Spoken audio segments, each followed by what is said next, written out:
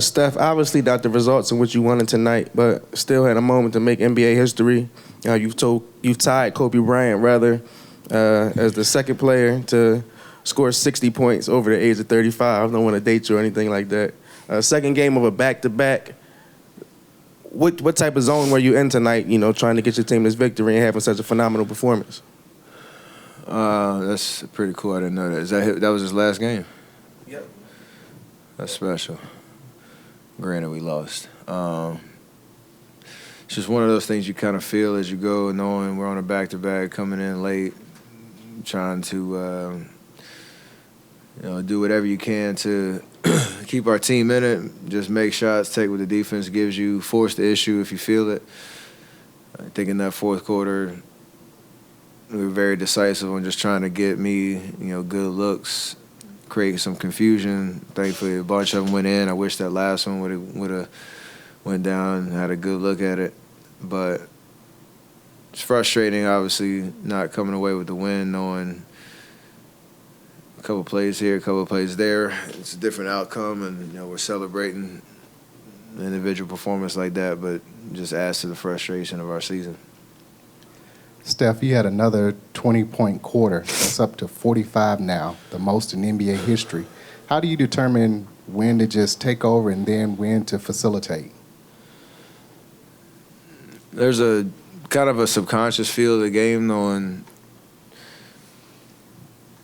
you can be more aggressive to get to your spots, and you might not see as much resistance, and it's just a matter if you make or miss. The rest of it's just feeling the flow of the game. And I think at a certain point, when you hit a couple and you get good looks at the rim, you're gonna kind of come back to those with the mindset of being aggressive to score. And there are certain games, we didn't have much going. Lester played well, shot the ball well, but from three, we were struggling a little bit as a team. So there is a certain point when you see the score, see the fourth quarter, let's go. Steph, 2 questions. What does it mean to you when you come out on an opposing field and see fans start to turn and actually cheer for you as you do what you do? And second of all, how has your faith in the Lord Jesus Christ helped you as you navigate through a tremendous career, being a dad, being a parent, and also now moving into PGA golf as well? My faith, it guides me in everything. It's not really a result on what happens on the court. I'm just blessed to have this stage to shine a light and hopefully be some type of inspiration to anybody that watches me, knowing I've been given some amazing gifts and trying to use them to the best of my ability, whatever I do. And then to your point about being in an opposing arena and having the turnout that we do and the support, it's easy to find energy, with that type of response. And I never take any of that for granted, knowing, the ball will stop bouncing at some point. And this is definitely special, something that, the ultimate gratitude every time I get to step foot on the floor. Does it feel like it was wasted tonight, what you did, in some ways? Is that too strong a way to put it? Or? You can describe it however you want. Any game that you have, even way back when I first had 54 in the Garden, we lost. That's the only feeling that you really worry about. Obviously, it's a fun ride when you're shooting the ball the way that you are and trying to get to the finish line and, like I said, have a W to show for it. If that last runner goes in, it's a different story. But it sucks to not have something to show for it, especially the way we all fought, given everything we had in the tank. With the back-to-back and everything that we went through. How bigger picture, where are you at right now with where you guys are?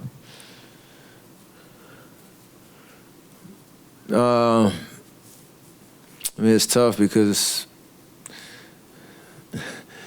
you look out. We've had so many guys out. It's kind of a revolving door. Wiggs goes out at halftime. J.K. fouls out in the fourth quarter. I think at one point it's really cool to see a different look. I was out there with Trace, Lester, Gee, and Brandon Bajemski. those guys are taking steps and building confidence. I'm pretty sure if anybody asked, would you be out there with those 4 guys at some point in the regular season, you probably would have said no. But we still had a chance to win. Like, that's the challenge of this year. It was an entirely different 5-man unit that we'd never seen, all season. So you're trying to adapt and allow that youthful energy to help us, try to get over the hump. So it's been the nature of our season all year. What it was supposed to look like hasn't really materialized for consistent stretches. But, again, you can only be in the present. That's the challenge that we have to make this season salvageable. We're still 4 games under 500. I'm still motivated. Just gotta stick with it. You had the quote a couple of weeks ago, kind of the insanity quote that was taken as kind of, you may be indicating you think a trade may need to happen. I mean, it's deadline's nearing at this point. Where do you think something's? I mean, the rest of that quote was, it's up to us as players to perform, play at the level that we're supposed to, so that those conversations and decisions maybe a little easier. And obviously, I'm not a GM. I'm not in that position where I'm getting asked that every single day. My job is to go out there and perform.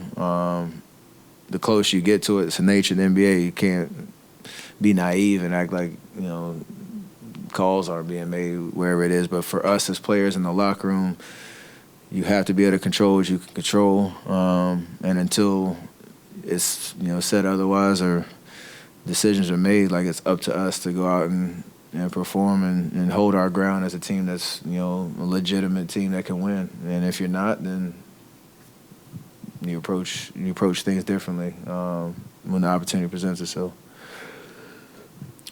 Steph, you got an opportunity to work out with Trey over the summer, and just what are your thoughts on what you've seen him as a player grow?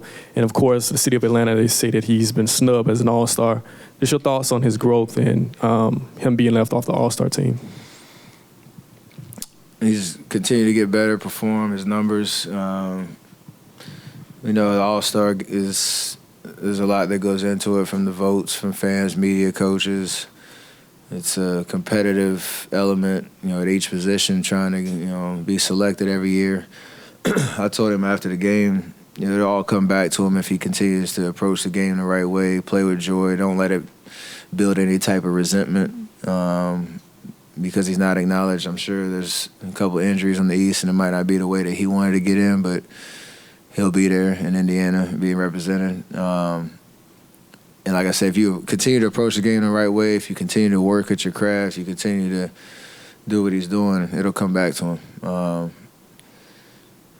My first year, or the year before I first made it, you get that snub tag. It's kind of like a chip on your shoulder, and it's a motivator. He can use it, that energy, but I'm sure he'll be there. Last one, Sam. Circling back to Lester for a second, how have you seen his game mature recently? He's getting an opportunity to play. And you saw tonight he plays with ultimate confidence. He can shoot the hell out of the ball. He's taking defensive assignments and, that one-on-one matchup serious and trying to impact the game that way, using his energy in the right direction. He played amazing tonight. He played amazing yesterday, taking what's there for him and just playing with ultimate confidence, however many minutes he's out there, whatever he's asked to do. So it's great to see guys rewarded for their patience and their hard work behind the scenes that nobody really gets to see.